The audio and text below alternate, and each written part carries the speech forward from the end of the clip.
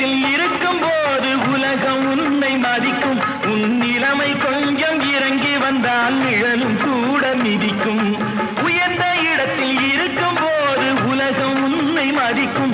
உன் நிலைமை கொஞ்சம் இறங்கி வந்தால் நிழலும் கூட மிதிக்கும்.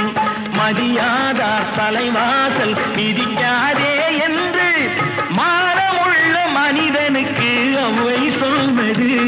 அது அவ்வை சொன்னது, அதில் அர்த்தம் உள்ளது. பரமசிவன் கழுத்தில் இருந்து பாம்பு கேட்டது, கருடா சௌக்கியமா? யாரும் இருக்கும் இடத்தில் இருந்து கொண்டால் எல்லாம் சௌக்கியமே.